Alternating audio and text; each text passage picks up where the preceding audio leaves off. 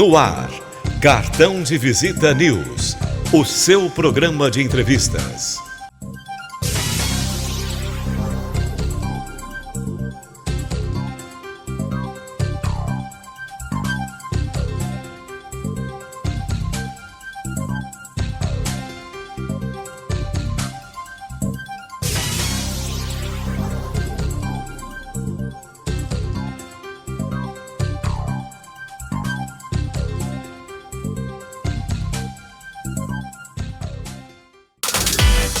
Precisa fazer mais pelo seu negócio? A Socred Mais é o parceiro certo para ajudar as pequenas empresas. Tudo de forma rápida e simples. Quer fortalecer o caixa? Peça seu microcrédito direto pelo aplicativo. Você também pode antecipar recebíveis. E ainda tem a linha especial de capital de giro para quem é MEI. Para ser grande, tenha um parceiro que faça mais por você. Socred Mais. Baixe o app agora. Após o sucesso do Residencial Guaporé 1, a construtora Pereira Alvim apresenta seu mais novo empreendimento em Matão. Residencial Guaporé 2. São lotes a partir de 360 metros quadrados em um residencial fechado, de altíssimo padrão e pagamento facilitado direto com a construtora. Ideal para você investir ou construir a casa dos seus sonhos. Viva com sua família no ponto mais valorizado da cidade. Com conforto, tranquilidade e completa harmonia com a natureza. Plantão de vendas no local. Ligue 0800 942 5151 e saiba mais. Residencial Guaporé 2. Seu bem viver começa aqui. Pereira Alvim. Sonhamos mais, construímos mais. Ter um banco na palma da mão é ter mais praticidade, é ser Digimais. Pagamentos, transferências, Pix, cartão de crédito, tudo pelo app. Faça mais por você. Banco Digimais, um banco para todos.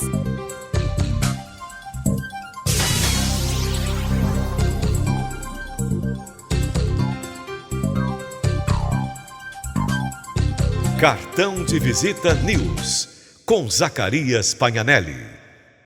Como vai? Tá me ouvindo bem? Agora sim. Tá me Agora sim. ouvindo? Tá?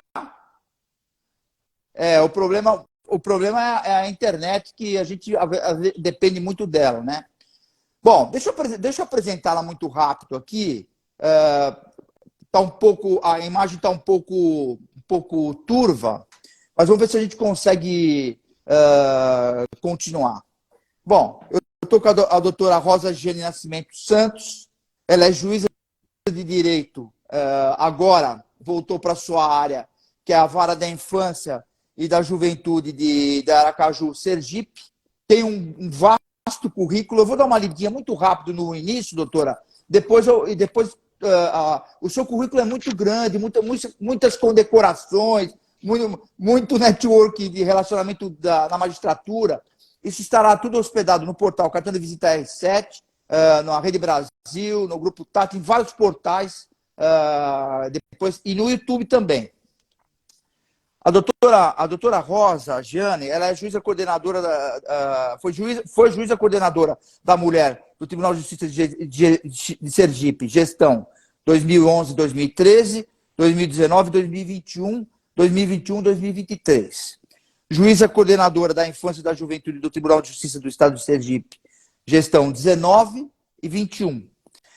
É mestre em Direito do Estado da Cidadania na Universidade de Gama Filho do Rio de Janeiro, 2004, especializada em Direito Processual Civil, Universidade Estácio, em 2000. Especializada em Direito Civil da Universidade Estácio, isso foi em Sergipe, em 99, especializada em Linguística Aplicada e Ensino da Língua Portuguesa. Esse eu acho que é o mais importante também, né, doutor? Isso ajuda bastante, né? Depois que estudou Direito. Bom, vamos no início. Depois dessa questão de ser professora de letras, né? Por que o direito? Durante a minha faculdade, você está me ouvindo bem? Está me ouvindo bem? Durante a Tô te minha ouvindo bem. faculdade de Tô te ouvindo letras, bem. eu participei do movimento estudantil na universidade. Eu refundei, de alguma forma, reabilitei o centro acadêmico e lutei pelos direitos dos estudantes de letras. E isso me impulsionou a seguir o caminho do direito, né? Me entusiasmou muito essa luta. A senhora é uma pessoa, a senhora usa muito esse termo, né, com as pessoas, mas eu tenho te acompanhado em algumas situações e a senhora é muito querida, né? Muito querida pelo pessoal da magistratura, principalmente no seu estado. Eu creio que sim, né? Eu creio que sim. Eu me sinto acolhida no Tribunal de Justiça de Sergipe, né? Tive a honra de receber 3 convites para participar das gestões, né? Nas coordenadorias, tanto da mulher, um período maior, quanto da infância. Participei da Associação de Magistrados, eu fui 2 vezes integrante da diretoria da Associação de Magistrados da MASE, em Sergipe. Participei da coordenadoria executiva do COSEVID, né, do Colégio de Coordenadores da Mulher do Brasil. Então, mas eu acredito, Zacarias, que isso é fruto de trabalho, né? Então, eu procuro ter como propósito no meu trabalho um olhar comprometido, um fazer comprometido com as causas, né? E isso tem feito a diferença, eu acredito, né? Sem perder nunca a sensibilidade, né?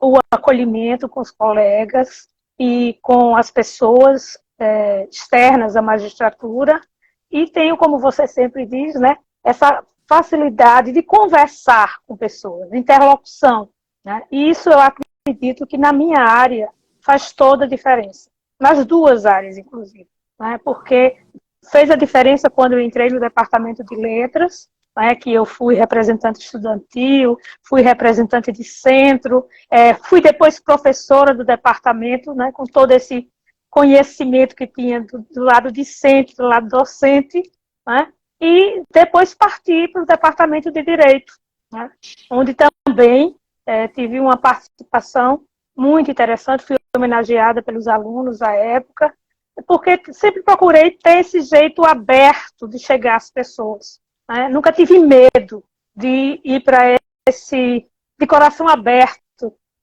tanto para o ensino quanto para o trabalho. Então, acho que talvez essa seja a diferença. Amor, sobretudo, no que eu faço. Eu sou uma coisa que é o nosso formato, né? Eu sempre falo isso, que é o nosso editorial é bem institucional. Eu acho que também o seu trabalho tem muito a ver com isso também, nessa questão de conversar, de trocar ideias e tal. Eu ia lhe perguntar uma coisa que hoje está muito polêmica, e eu quero saber qual é o preparo, ou se vai ter algum preparo. Vocês vão ter agora, que você está voltando para... Eu vou tirar a liturgia do cargo, vou te chamar de você, Rosa, porque eu acho que você entendeu. Mas assim, eu acho assim, você vai voltar para a vara da infância, e a gente está com um problema muito sério nessa área de comunicação. Pode falar, pode voltar, falar que deu uma cortada. Estou voltando para a área Tá da me ouvindo, infância, né? Com muito amor, porque eu considero a infância a minha segunda casa. A minha primeira é a minha casa, né? É a minha família. E realmente nós estamos passando por um momento muito difícil na área da infância, né? Nós estamos passando por um momento muito dolorido, eu diria também, né? Porque nós estamos todos consternados, né, com a situação ocorrida nas escolas. Não foi só na última, foi a escola de Blumenau. Eu tenho um irmão que mora em Blumenau, Zacarias. Eu tenho uma sobrinha que estava na creche, em uma das creches de Blumenau. Poderia ter sido a creche em que ela estava, né? Então, assim, é uma situação que está assustando a todos nós. Não é possível que a gente não encontre uma saída para isso. Eu sei que há muita discussão com relação à segurança armada em escola e a outras formas de segurança, mas nós precisamos achar uma saída. Nós não podemos nos conformar, né? Não podemos aceitar crianças morrendo na escola. Crianças concorrendo em lugar algum, né? Mas a escola deve ser um lugar de acolhimento, né? Um lugar em que as crianças se sintam seguras para aprender, né? Então, eu acredito que estamos passando por um momento difícil, nós temos muito a enfrentar com relação a isso, né? A Constituição é muito clara quando diz que criança e adolescente e jovens, né, tem prioridade absoluta, está no artigo 227, eu tenho uma campanha de âmbito nacional, chegou até o Supremo, né, dizendo isso, né, dizendo o óbvio, porque às vezes o óbvio, como diz Clarice Lispector, é a verdade mais difícil de ser enxergada, mas a gente tem que dizer o óbvio mesmo, repisar o óbvio. É verdade. Né, e, é verdade. na verdade, é verdade, então, é verdade. Na verdade, É verdade. nós precisamos, Zacarias, de políticas públicas consistentes, né, de priorização da infância. A criança tem que estar no orçamento público, quer federal, quer estadual, quer municipal, certo?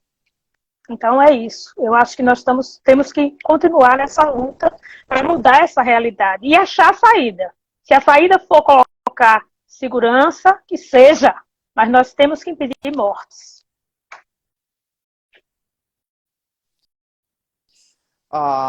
Eu ia te perguntar, nós temos muito para falar sobre isso. A semana passada, eu entrevistei um grande jornalista, colega, o Heródoto Barbeiro, e a gente estava falando sobre isso. A comunicação está muito rápida hoje, isso é óbvio também, né? As pessoas têm que enxergar isso.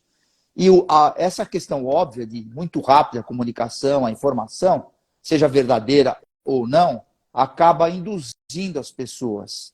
Até, inclusive, a gente conversou sobre isso, que tem uma garotada, adolescente, que não quer estudar mais, que acha que sabe mais que o professor do que pesquisa na internet.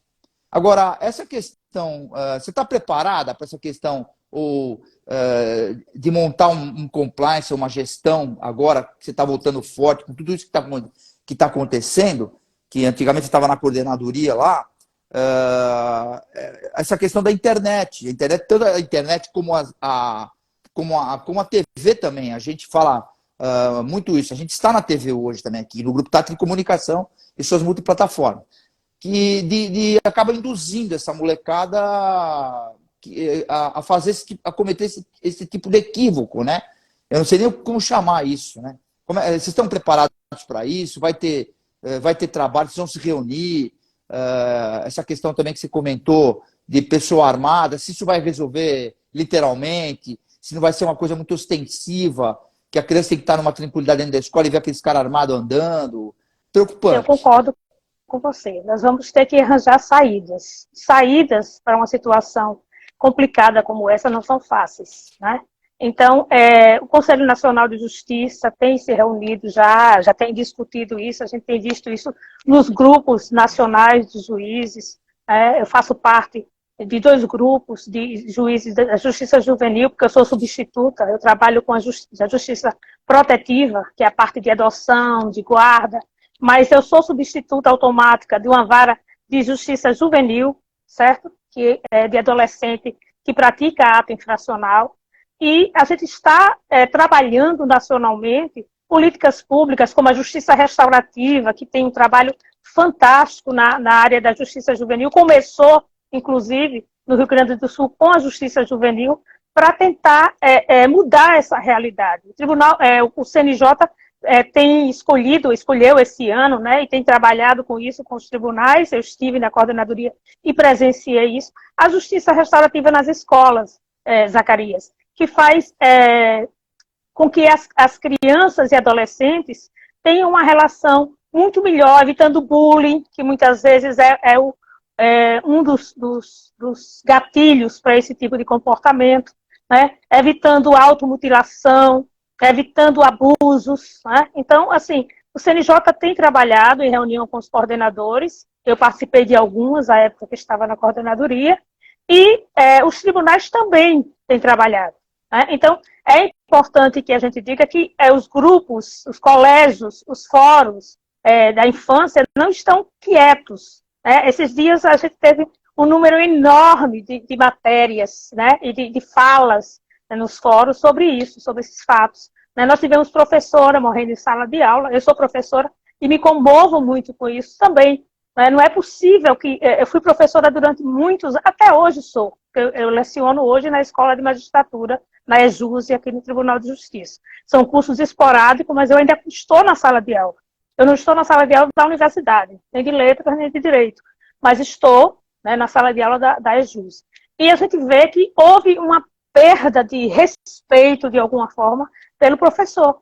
Né? Então, realmente temos que ver, Zacarias, essa questão da internet também, né, como ela tem funcionado em algumas questões de desafios, né, se cogita que tenha sido um desafio da internet, que há outras ameaças, né, então tudo isso tem que ser trabalhado, mas isso tem que ser trabalhado com muita responsabilidade, né, como eu falei, é uma das saídas que se aponta, essa questão da segurança, ela não é a única, talvez não seja a melhor, né, mas é uma questão que tem que ser discutida. O que nós não podemos admitir é criança morrendo em sala de aula.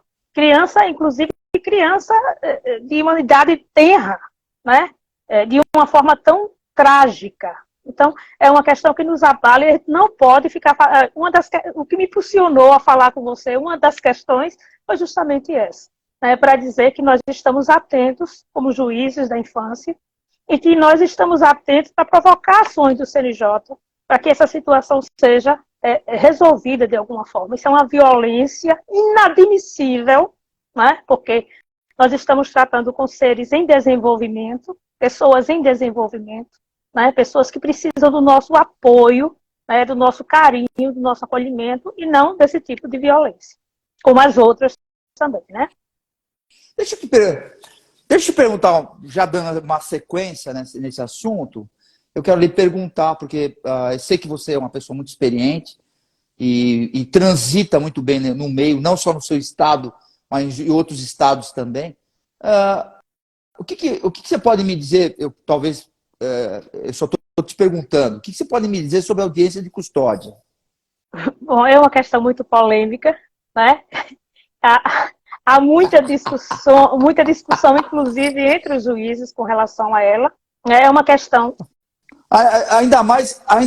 Ainda mais nesse caso, doutora, nesse caso específico, que óbvio, né, existe a lei, mas é óbvio. Como que tem que se fazer porque a lei determina? Mas, audiência de custódia num caso desse, não tem nem que se discutir. Tudo bem, a lei determina. Eu acho que, na minha opinião, e o que a gente ouviu nos colegas e tal, que foi uma determinação óbvia também.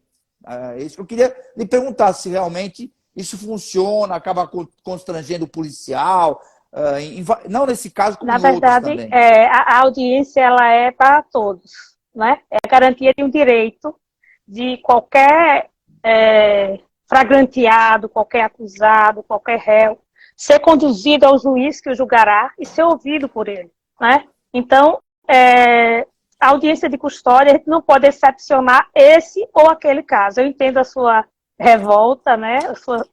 Como de várias pessoas, mas ela é geral e restrita, né? Nós temos que fazer isso com todos os fragranteados, ou as pessoas que forem conduzidas, né, a uma prisão, enfim. Então, é importante que a gente entenda que a gente não vai resolver isso, né, com a audiência de custódia, viu, Zacarias? Né? E também que isso é uma questão muito mais complexa, né? Porque, na verdade, o que eu vejo muito é a banalização, né, de se culpar o juiz porque liberou, né, em uma audiência de custódia alguém.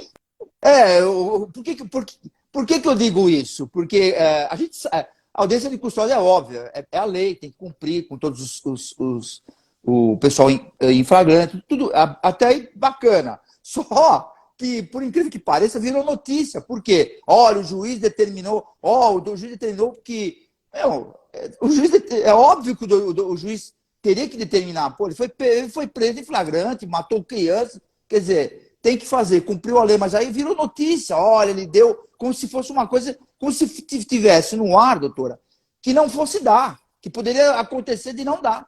Entendeu? A prisão preventiva dele, da pessoa, seja lá quem for. Entendeu? Então, tem umas coisas que... Eu te pergunto isso porque é realmente no meio uma Porque, na polêmica. verdade, Tem uns que concordam, outros que não na concordam. verdade, assim, a decisão não está pronta, né? Ela tem que, se vai ouvir justamente para se fazer. E há sempre a possibilidade de dar ou não dar, né?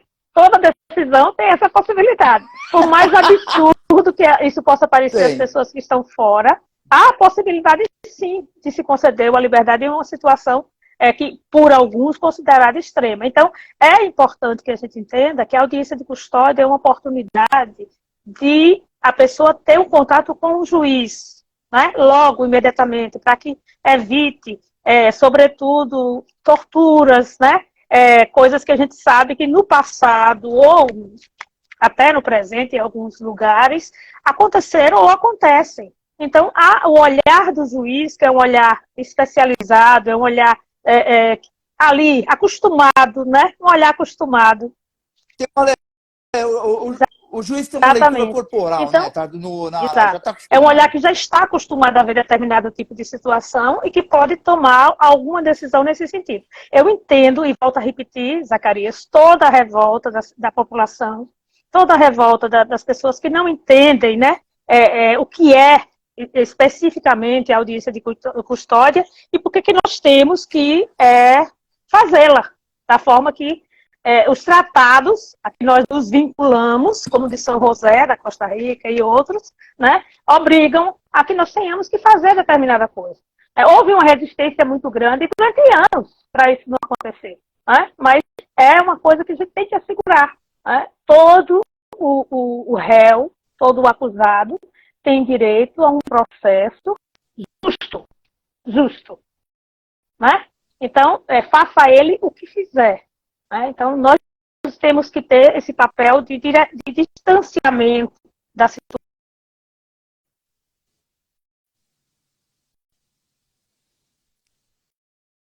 Estamos retransmitindo pelo grupo Tátil de Comunicação, suas multiplataformas. A nossa conversa aqui deu uma travadinha na internet, mas não tem problema. Se cair, a senhora volta de novo e a gente retoma. Aproveitando, existem adolescentes ainda e contra as mulheres ainda no Brasil? Tem adolescentes que fazem alguma coisa contra as mulheres? Porque a sua área é muito específica hoje. Eu acho complicadíssimo trabalhar na sua área. Olha, não é só você que acha complicadíssimo, não. Né? Eu tenho colegas que acham complicadíssimo, né? Porque realmente nós trabalhamos com grupos vulnerabilizados. Né? Eu não digo vulneráveis, eu digo vulnerabilizados pela situação em que eles estão. Né? Então, tanto o adolescente infrator, né, que pratica um ato infracional, eu não gosto nem de usar esse termo infrator, né, quanto a mulher vítima de violência, isso pode acontecer. Eu tenho até um poema que trabalha com a protetiva e a juvenil. E nele eu faço essa mudança, né, em que o adolescente ele amanhece estampando manchetes de jornais. Né? Então, a gente sabe que hoje, infelizmente, muitos adolescentes são utilizados pelo crime, né? pelos cartéis, né? Por pessoas que trabalham com droga. E é preciso que a gente trabalhe essa situação complexa, como eu disse, de uma forma diferenciada. Ele pode, sim, praticar um delito, né? No caso aí seria um ato infracional, em face de uma mulher, né? Em situação de violência doméstica. É possível, sim. Porque hoje os adolescentes, né, muitos já têm uma vida sexual iniciada muito cedo, né? Com as companheiras, né? Inclusive, há muito relato, Zacarias, por incrível que pareça, de violência doméstica entre namorados, na escola, nos colégios, né? Uma outra questão, né? Porque o machismo na nossa cultura é um machismo estrutural, né? Então, ele está na casa, eu sempre brinco, né? Na rua, na chuva, na fazenda, numa casinha de sapê. Ele está em todos os lugares. E a gente só vai mudar essa realidade quando a gente mudar essa sociedade machista. Eu queria que você explicasse um pouquinho a prioridade absoluta prevista no artigo 227 da Constituição Federal que existe no Brasil. Fala um pouco sobre isso. Eu comecei a falar lá atrás, né? Eu comecei uma campanha, Zacarias, em 2011, né, quando eu cheguei à Vara da Infância. Eu tenho 14 anos na Vara da Infância, embora eu tenha estado esses 4 últimos anos na administração do tribunal, mas eu sou titular da Vara da Infância há 14 anos. Então, quando eu cheguei em 2009 à Vara da Infância, eu vi uma situação tão difícil de trabalho que eu idealizei a campanha da prioridade absoluta. E eu disse, eu vou sair por aí, né, vestindo as pessoas com a ideia de que criança é prioridade absoluta. E o que foi que eu fiz? Eu comecei no dia 16 de dezembro de 2011, lá na 16ª Vara, no Juizado da Infância, e nós seguimos até o Supremo. À época, o ministro era Carlos Brito, eu fui lá, vesti Carlos Brito. Se você olhar no link do Supremo, lá no site, você vai ver ele recebendo a camisa da prioridade absoluta. Por que eu fiz isso? Porque eu percebi, na prática, né, que criança não era priorizada como deveria. E não é. Vou ser corajosa para dizer aqui, né, que está na Constituição, no artigo 227, as crianças têm que estar em primeiro lugar em todas as políticas públicas, em todas as varas, não só nas de infância. Onde tiver uma criança no processo, ela tem que ser prioridade absoluta. E a gente não vê isso. A gente não vê isso. Não vê isso em política pública. A gente não vê isso nas escolas, muitas vezes. A gente não vê isso nas casas. E nós somos todos, Zacarias, devedores dessa prioridade à criança. Ela é credora do Estado, da sociedade e da família. Está lá no artigo 227. Então, como é que a gente pode fazer isso? Fazendo efetivação desse artigo. Que cada juiz, na sua ação diária, tenha a criança como prioridade. Que cada jornalista, em sua ação diária, tenha a criança como prioridade. Né? Que cada político, em sua ação diária, tenha a criança como prioridade. Cada governador, cada prefeito, cada presidente.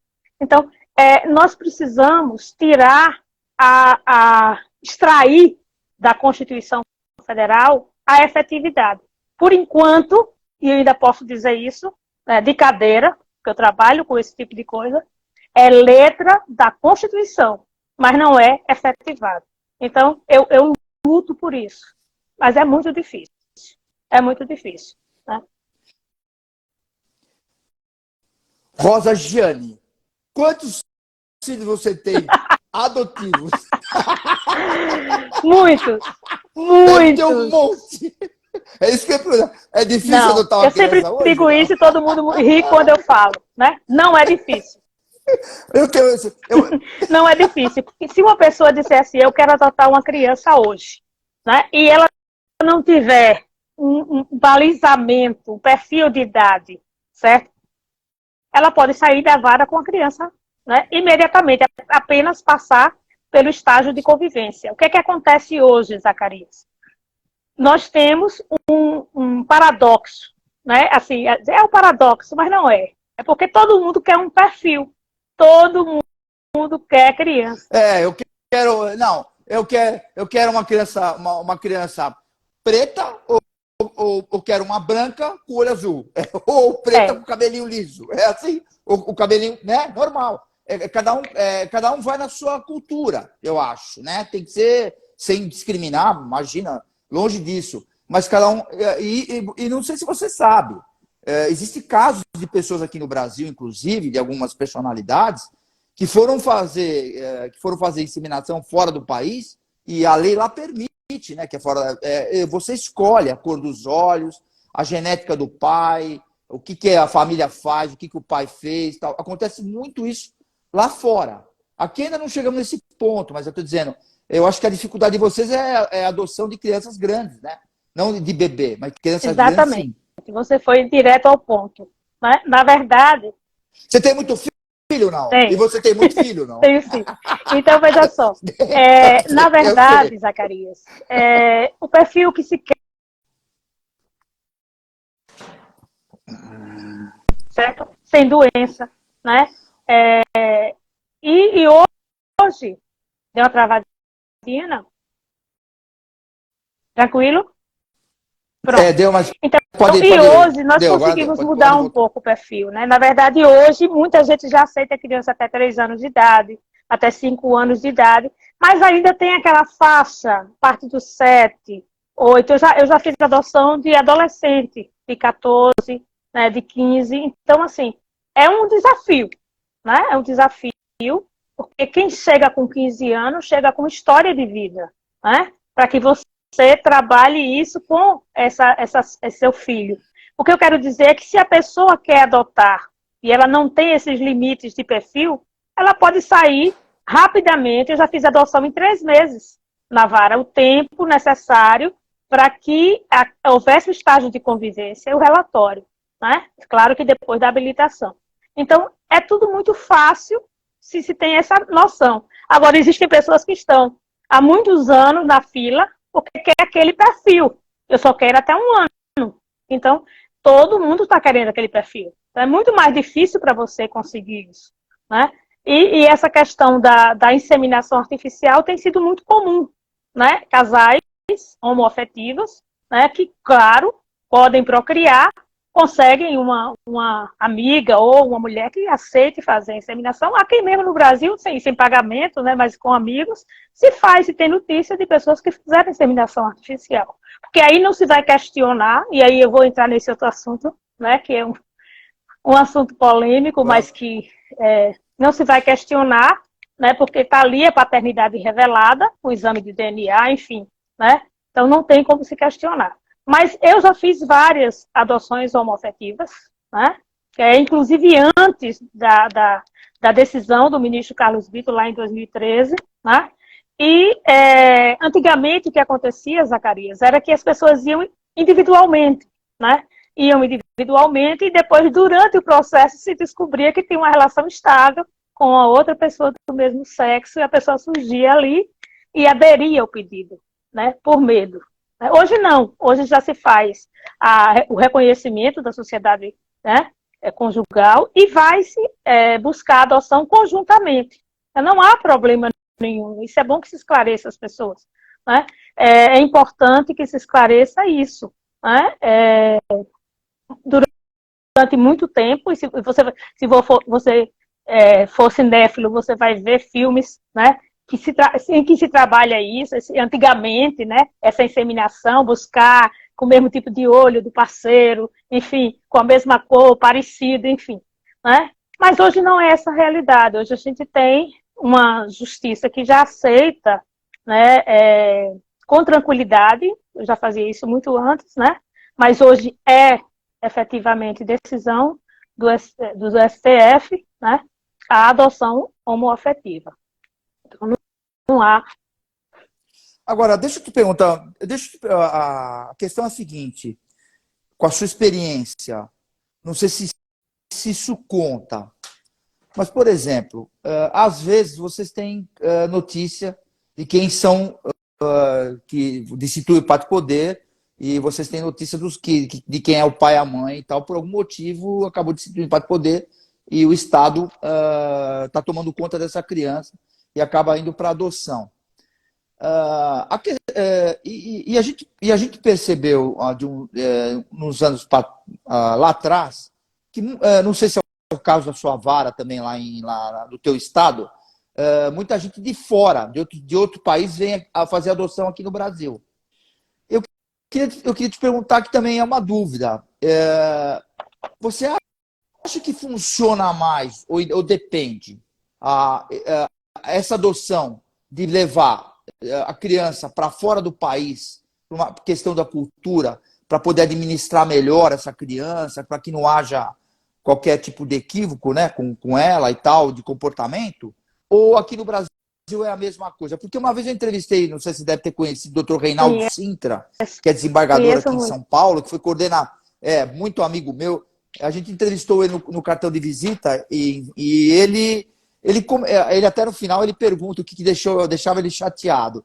Ele falou, o que me chateia é que às vezes o casal devolve a criança. Já aconteceu isso que você acabou de comentar aí, que acontece que o outro lá... Então, assim, eu queria ter outra coisa para emendar, porque assim você já vem com a resposta.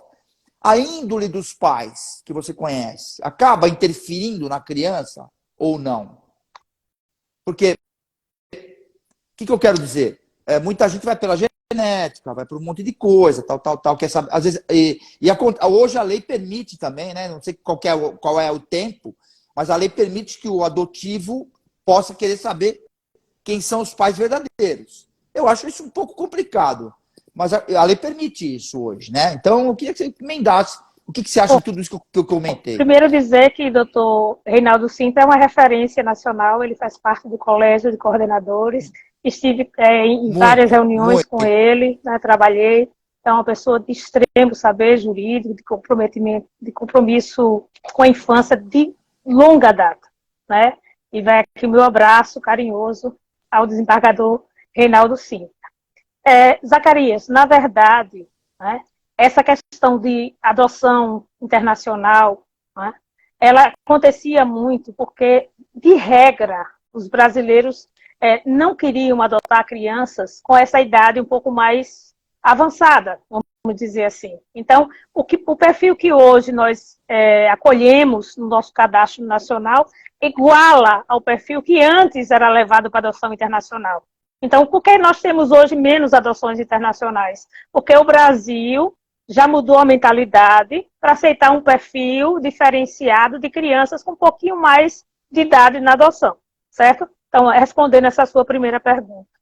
Né? A outra questão é a seguinte, a criança, sempre se diz isso, e a gente às vezes não lembra, a criança aprende pelo exemplo.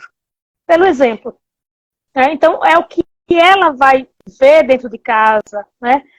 Mais do que por palavras, ela vai aprender pelo exemplo. Você vai dizer alguma coisa e fazer outra, ela vai fazer o que você faz, não o que você diz, certo? Então, essa questão que você me perguntou da destituição do poder familiar, claro que ele é excepcional. Por isso que as pessoas pensam assim, mas tem tanta criança no abrigo, sim, mas elas não estão destituídas, não estão todas aptas para adoção. E aquele paradoxo lá que nós falamos lá atrás, né? Por quê? Porque, na verdade, a nossa legislação, as modificações da lei de adoção são para que a criança permaneça, Zacarias, primeiro na família dela, se não na família natural, pai e mãe, na família extensa, tios, tias, avós, enfim, né? Naquele âmbito familiar, porque é aquela cultura dela, é aquela família, é o sangue dela, né? Primeiro na cidade ou no povoado, né? Depois no mesmo estado, depois em um outro estado. Então, é essa a regra, é esse o crescendo. Né? Então, por isso que se tenta, de alguma forma, no processo de alguma forma não, de todas as formas, no processo de destituição, verificar a possibilidade de a criança ficar na sua família, no seio da sua família. Então, primeiro, houve uma violação de direitos, né? Se vai analisar a possibilidade, se vai destituir, sendo o caso, e aí sim, ela entra para o cadastro de adoção. Então, é essa questão que a gente tem que entender. Né? Nem todas as crianças que estão na unidade de acolhimento estão para serem adotadas. Elas estão esperando, né, voltar para a sua família extensa ou para a sua família natural. Claro que tudo isso, Zacarias, tem prazos, e tem prazos exíguos, porque o tempo da criança é diferente do nosso tempo, o tempo do adulto. Né? Então, nós temos que dar prioridade, olha aí a prioridade de novo, né? Nos processos de infância, nos prazos dos processos de infância, os tribunais têm que atentar para isso, nos julgamentos dos processos de infância, artigo 198, que é uma coisa também que não se discute muito, mas assim, é preciso que o tribunal, não só que o juiz de primeiro grau julgue no tempo devido, mas que o tribunal também julgue o recurso no tempo devido, e os tribunais superiores, em sendo o caso, né? Então, tudo isso tem que ser atentado, e tudo isso é priorizar, né, a infância.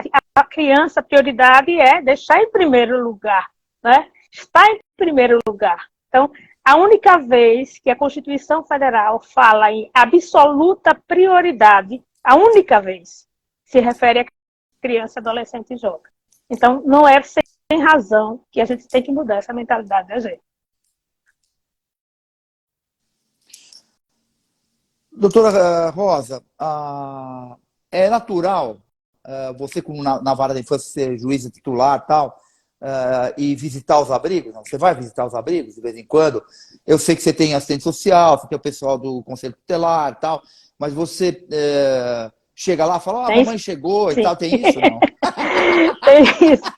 Tem isso sim, né? Na verdade, a mamãe chegou, não, mas assim, eles sempre me recebem muito bem, são sempre muito carinhosos comigo, sempre querem saber Eu falo quando vão mamãe sair porque você, do abrigo. eu falo mamãe porque você chega lá, eu falo mamãe porque você chega Sim, lá, a sim. mãe de todos, né? Mas é como A se juíza, fosse, na verdade, o a magistrada tratamento é como chegou. se fosse. Precisa ter, precisa ter essa afinidade, senão você Com tá no cargo certeza. errado, não tem jeito. Na verdade, o olhar do juiz na entidade de acolhimento é diferente, Zacarias, do olhar da equipe técnica. Então, cada um vai lá, certo? A equipe Eu técnica acredito, vai, faz eu visitas acredito, eu frequentes, acredito. trabalha com as aproximações para fazer a colocação familiar, né? Verifica a situação, os agentes de proteção, que hoje não são mais comissários de menor, vão verificar situações estruturais dos abrigos, que às vezes estão caindo aos pedaços, né? Infelizmente, por conta da falta de prioridade, né? Então, é importante que a gente veja a parte estrutural e a gente veja a parte das crianças, o olhar sobre como elas são tratadas, se estão tendo as refeições corretas, como é que estão sendo atendidas. Então, esses olhares das duas equipes são diferentes do meu olhar, né? Eu já fiz audiências concentradas, nós temos umas audiências concentradas que são realizadas, antes eram de 6 em 6 meses, agora de 3. Eu já fiz audiência concentrada dentro da unidade de acolhimento, certo? As primeiras audiências que eu fiz foram lá, né? Agora as questões como internet, às vezes, né, atrapalham a gravação, então a gente puxou algumas para a sede do juizado. Mas, assim, é uma forma de você dizer assim, eu estou aqui, eu estou presente, eu estou vendo, né? E é preciso que o juiz veja, né? Há que se ter, aí alguns dizem assim, tem que ter o perfil. Eu sempre digo o seguinte, Zacarias, eu não sei se é porque eu vim da área de letras, sabe? Não sei, enfim. A gente tem que ter perfil para o nosso trabalho, certo? Se vocês... Eu já digo duas coisas, eu sempre falo isso. Tem que ter perfil, eu acho que perfil e vocação Sim, andam com juntos. certeza. Mas, assim, se você faz um concurso para juiz de direito, né, ou juiz de direito, o cargo é juiz de direito, você vai trabalhar em tudo que diz respeito à sua área. Tudo. Você vai fazer júri no início, você vai trabalhar, como a gente chama, com clínica geral no início da carreira. Quando você sai para a especialização, aí você pergunta, por que você veio para uma vara da infância? Né? É porque eu me identifiquei com a vara da infância, com os vulnerabilizados. Eu me identifico com os vulnerabilizados, com os direitos humanos, entendeu? Então, assim, quando você disse o perfil, eu fiz um curso de mestrado em cidadania, certo? Eu fiz agora uma disciplina isolada de doutorado em direitos humanos. Por quê? Porque é uma área, eu recebi 2 prêmios de direitos humanos, tive a honra de receber.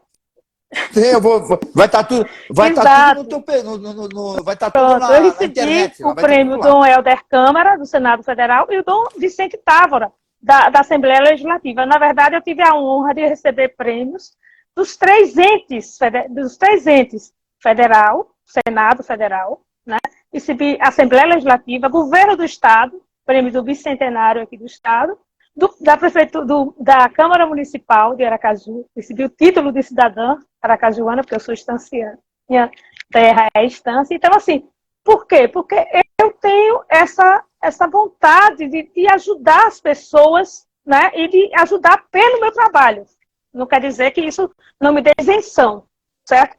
Então, no meu trabalho, eu faço o meu trabalho da melhor forma possível, olhando muito para esses grupos vulnerabilizados, né? Ou melhor.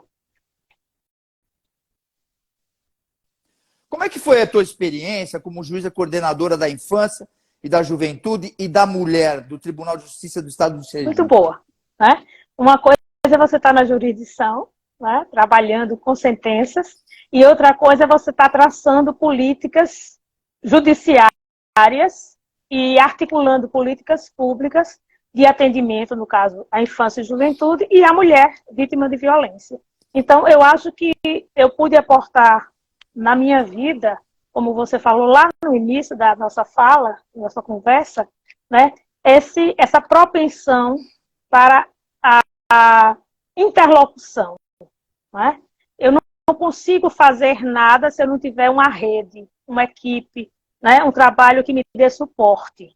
Então, com a equipe das coordenadorias, eu fui buscar a articulação com a rede, os prefeitos, as entidades de atendimento, abrigos, no caso de criança, né, para dar essa prioridade. Porque muitas cidades ainda, Zacarias, não têm os abrigos da forma devida, não tem os depoimentos especiais da forma devida, né? O Tribunal de Justiça está implantando de forma regionalizada para poder a criança, numa situação de violência sexual, ter como ser atendida, né, pelo profissional preparado e ser ouvida da forma como ela merece ser ouvida, como ela precisa ser ouvida. Então, a coordenadoria me deu essa possibilidade de interlocução. E eu fui além. Né? Eu fui com as minhas pernas, individualmente, né, à Câmara e ao Senado, buscar os nossos parlamentares para que concedessem emendas para fazer a Casa da Mulher em Sergipe. E consegui. Graças a Deus, nós conseguimos, antes da pandemia, perdemos as emendas na pandemia, eu fui atrás novamente e nós conseguimos as emendas e a Casa da Mulher está em andamento. Né? Nós estamos em fase de licitação, eu não estou na coordenadoria, mas eu acompanho, né, porque é um tema que é muito caro, né, e exigiu muito esforço físico, inclusive. Tem uma coisa que eu gosto de contar, é que quando eu cheguei da Câmara e do Senado para conversar com os 3 senadores, dois e uma senadora e os deputados, que eram só homens, eu não queria comer. Eu só queria que meus pés não doessem.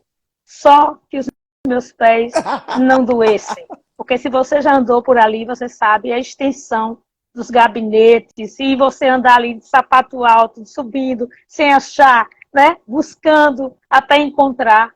Realmente foi muito cansativo, mas muito recompensador. Né? Então, essa experiência eu trago guardada comigo. Talvez futuramente, Zacarias, eu escreva a respeito disso, né? Do que foi essa minha passagem. Da primeira vez, lá em 2011, 2013, fiz um texto chamado Recorte de uma Passagem, né? E talvez agora eu retome isso com uma escrita um pouco mais de fôlego para contar o que foi estar nessas 2 coordenadorias na pandemia, né? Então eu estava nas 2 coordenadorias na pandemia, né? Onde a gente não podia sair de casa, quando a gente não podia sequer ir na esquina. E a gente teve que tocar as ações, como a gente está fazendo aqui agora, várias reuniões por videoconferência, né? Mas a gente conseguiu, graças a Deus, êxito em muitas ações. E eu fico muito feliz por isso. Né? Sergipe hoje tem emendas, inclusive, que eu consegui no mês de novembro, já no apagar das luzes da gestão, para o Centro de Educação e Reabilitação dos Agressores. Eu consegui 700 mil para articular a política no Estado, e Sergipe talvez seja o primeiro, né, a ter esse projeto no Brasil. Então eu fico muito feliz com isso, muito. Né, mas não foi sem esforço, não, foi muito suor. Então, agora, você vê, não é só a doutora Rosa trabalhar na área dela, na vara da infância ou na coordenadoria. Tem que ter um talento político, aquele que você vende a mãe e entrega, né? Tem que ser aquela coisa tem que ter um talento para e você saber vender mesmo isso, que é importante, de mostrar realmente a necessidade dessa vocação que você tem. Eu sei porque às vezes eu te acompanho, você está muito escondidinha, eu fico te procurando. Eu te entrevistei o quê? Faz 2 anos atrás. Você estava bem escondidinha, agora e sumiu, né? Eu falei, pô, mas eu preciso achá-la. Aí eu te vi e você está de férias ainda hoje, literalmente? Porque, não. Na verdade... Olha o meu prestígio, olha o meu prestígio. Exatamente. Eu vim porque você é uma pessoa muito querida, você tem um trabalho memorável, um trabalho fantástico de recuperar histórias, né? Ouvir as falas, sabe entrevistar, sabe tirar da gente esse conteúdo. Então, assim, eu não podia deixar de estar aqui com você, Zacarias. É um prazer, né?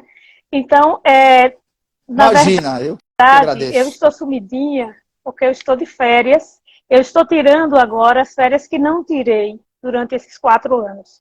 Né? Então, eu basicamente tive uma semana de férias. Eu tive 15 dias na primeira gestão, com as 2 coordenadorias, e tive uma semana na segunda. Então, eu precisava realmente desse fechamento de ciclo, de descansar, desaparecer, cuidar de mim, cuidar da minha mãe, cuidar da minha família, né? E poder respirar também, né? Para voltar do jeito que eu sou, intensa, né? Então, você teve realmente eu brincava com você lá atrás, né? A gente ia fazer essa conversa antes do feriado, eu digo, vamos deixar para depois do feriado. E eu fiquei pensando, como eu já estava bem afastada das questões, né? Eu disse, meu Deus, eu vou tocar em tudo novamente e vai ser interessante. Né? Vou puxar realmente para a infância, que é a minha área, nesse momento difícil, né? Mas vai ser muito interessante falar sobre isso. Então, continue me seguindo, eu estou seguindo você também, vi que você também tirou férias, viajou, né, que é muito bom, né? Mas você sabe que eu viajo, mas eu fico gerando conteúdo para TV, entendeu? No fim eu acabo trabalhando. Minha mulher fala, pô, você vem para trabalhar. Na verdade, eu entro fora do país, eu entro como jornalista mesmo. Literalmente, eu levo equipamento, tudo. Para você ter uma ideia, eu fiz uma live com uma colega sua, eu digo colega porque está em Brasília, talvez você não conheça, doutora Luciana, que é promotora de justiça em Roraima, Rondônia. E acho que é isso, não me lembro agora. E eu fiz com ela de Miami. Eu estava em Miami, na casa de uns amigos, e fui gravar o carro Tesla, que é o carro elétrico e tal. E eu gravei, até tá de fundo, né, a piscina da casa dele, e ela em Brasília, porque ela faz parte hoje, ela é auxiliar no CNPP. Então, assim, eu também gosto de trabalhar, não gosto de deixar esfriar as coisas, não, viu? Até adoraria se tivesse. Um dia nós vamos se encontrar. Eu também gosto. Um dia nós vamos fazer você. O dia que você estiver disponível, você vai estar lá na França. Eu quero fazer com você lá na França. Aí você está falando com uma pessoa que ama viajar. Uma das minhas paixões é viajar. Eu estive em Portugal recentemente, né? Mas assim, o meu olhar, eu acabo olhando as coisas que eu quero olhar quando estou lá. Só que eu me desligo do trabalho. A área do direito em Portugal é muito igual ao Brasil, né? Tem muitas, como é que fala? Eles fazem muita troca de figura, não é figurinha, Sim. aqui estou falando popular, mas fazem muitos congressos, né? O direito lá. Eu mesmo já participei de uma vez. É muito reconhecido. Olha, Zacarias, a gente vai se encontrar sim. Eu pretendo ir ao Fonajuc esse ano, estou de férias, mas eu quero ir. Vamos ver se eu vou estar lá em agosto. Mas né? pretendo ir a São Paulo também, quando eu for aí, a gente pode conversar também, entendeu? Então, tenho o maior prazer de conversar com você, porque eu sei que você é um profissional comprometido com a causa, né? E está sempre nos dando essa chance, porque eu acho importante que os juízes conversem com você, que as pessoas entendam. Eu acho que várias pessoas que talvez não entendam tanto a infância, depois dessa nossa conversa, pode entender um pouquinho mais. Né? Então, eu acho esse momento de sentar e conversar, né, muito importante, porque a gente ajuda pessoas, a gente esclarece pessoas, a gente aproxima o judiciário de pessoas. Eu, inclusive, quero conversar com você sobre uma pessoa que eu quero que você converse com ela. Né? Então, é importante. Pode me mandar o nome da pessoa, quem que você achar que está aberto aqui, a gente já pode fazer essa semana mesmo. Deixa eu te fazer uma outra pergunta para a gente fechar aqui. Você acha que também é a tua experiência, você acha que a violência contra a mulher e o adolescente, em algum momento, tem conserto isso? Quer dizer, estão se trabalhando sobre isso? Estamos. Né? Nós temos muitas idas e vindas, muitos avanços e retrocessos. Né? Mas nós estamos indo no caminho certo. Nós não podemos ficar parados. Né? Então, às vezes, alguns eventos eclodem, né? Como esse atual das crianças e das professoras, e fazem uma reflexão, talvez que muita coisa que tivesse sendo gerada, né, muita coisa que tivesse sendo gestada, né, ela tenha que sair com mais rapidez. Por quê? Porque são situações extremas. São situações extremas. Então, é importante que a gente saiba que o que nós não podemos é ficar parados. Né? Nós temos que agir, começar pequeno, eu sempre digo isso, começar pequeno, né? Da forma que a gente pode, mas começar, né? Começar, né? Agir. Né? Começando pequeno, se pode crescer. Se não se começar, não tem como crescer. Então, é possível, sim, é possível. O Brasil já está trabalhando bem a causa da mulher. Nós estamos fazendo casas da mulher em vários estados. Nós estamos acolhendo melhor as mulheres. Aqui eu comecei um movimento com os CREANS, né, os CRANS, e nós estamos levando para os municípios esse acolhimento à mulher. Com relação à infância, muitas ações, como eu falei, oitiva, justiça restaurativa, também para a mulher, justiça restaurativa.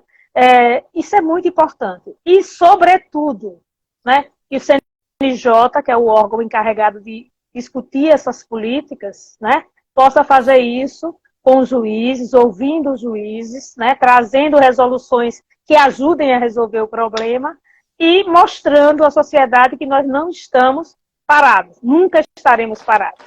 Né? Então, começamos com pouco, mas nós vamos sempre seguindo. Então, mesmo que a gente não veja o caminho ainda, Zacarias, qual é a melhor saída? Mas nós já estamos começando a fazer alguma coisa, não é? Quando nós discutimos, quando nós encaminhamos, será que não é possível fazer essa vigilância de uma outra forma? Enfim, e o CNJ tem um papel fundamental nisso aí. Nós esperamos que o CNJ, nesse momento, né, chame as reuniões, chame os juízes, comece a discutir de uma forma mais incisiva para que essa realidade possa efetivamente mudar.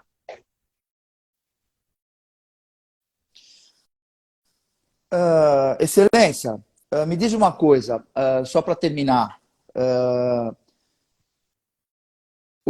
Qual é o sucesso, que eu sei que é tua praia também, qual o sucesso de uma adoção?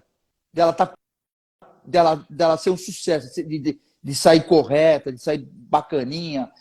Porque eu sei que depois que a pessoa adota, principalmente nas varas específicas, né, da sua vara, o juiz tem um perfil de acompanhar um tempo, não tem essa adoção, mesmo dando a como é que eu diria?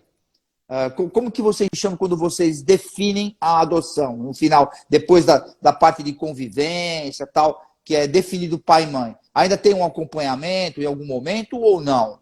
Para saber o sucesso. Porque eu acho assim, dependendo da família que vai, eu já soube de várias crianças adotivas que nós temos uma amiga, colega mesmo, que foi dessa maneira e é um sucesso ela. Ela se deu bem na carreira profissional, bom casamento.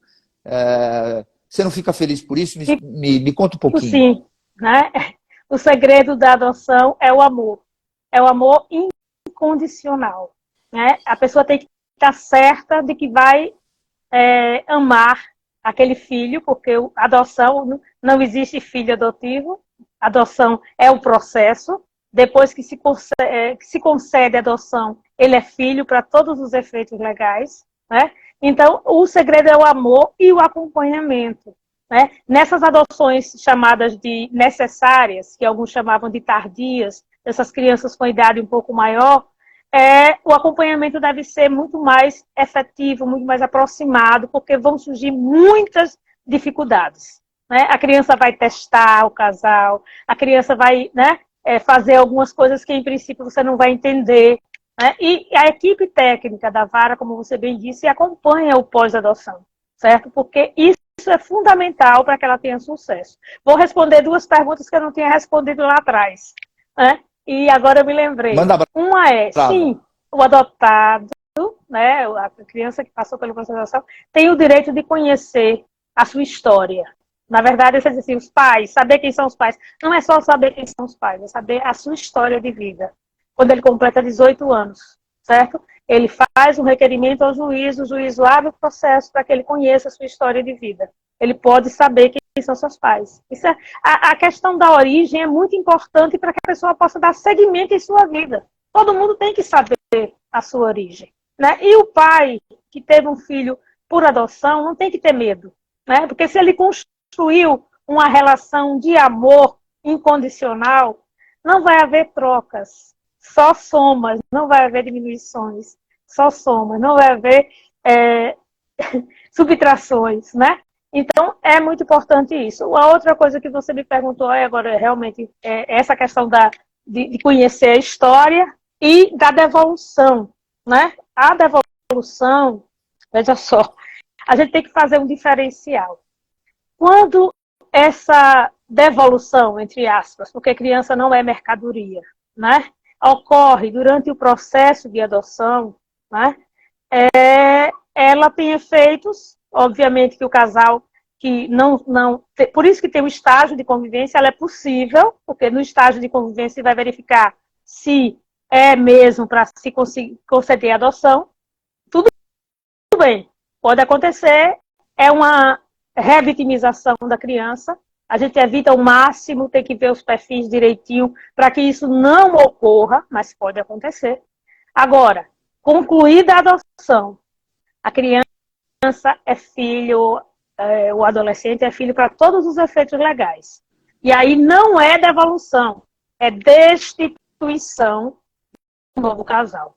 Então ele está, de alguma forma, né, infringindo os deveres dos pais ou responsáveis e vão ser destituídos como os pais naturais foram. Entendeu?